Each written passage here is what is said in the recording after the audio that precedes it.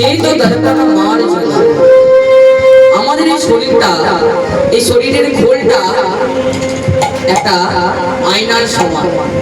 যেমন বাড়িতে আমাদের আয়না থাকে, সেই আয়নাটা নোংরা হলে কি করি মা, আমরা পরিষ্কার করি। তদ্রূপ আমাদের এই দেহ আয়নাটিতে যখন সররিপুর ময়লা এসে জমে যাবে, তখন এই হরিনাম কি করবে না, এই আয়না থেকে সররিপু নামক ময়লাকে দূরীভূত করবে। সেই কবিতার বিখ্যাত ভবজীবে যত রোগ আছে মা, প্রত্যেকটা রোগের জন্য আলাদা আলাদা ওষুধের ব্যবস্থা আছে।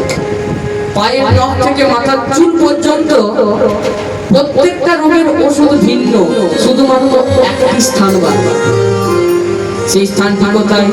সেই রোগটি কি? মনের রোগ। মনের রোগের চিকিৎসা আজ পর্যন্ত কোন ডাক্তার বিজ্ঞানী করতে পারে নাই। এই মনোরোগ কেবলমাত্র ঠিক হবে এই হরিনাম দ্বারা।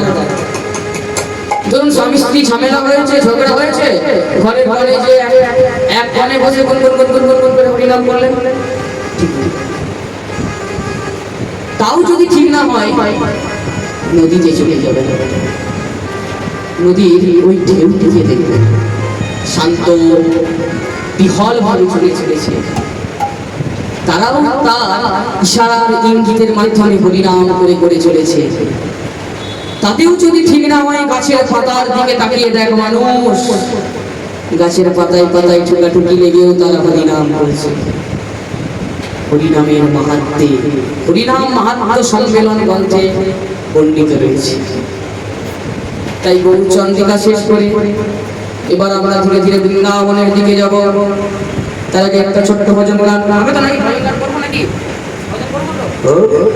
मेरा मन पंछी है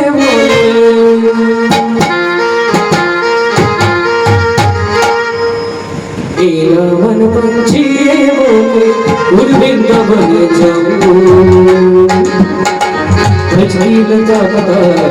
राधे राधे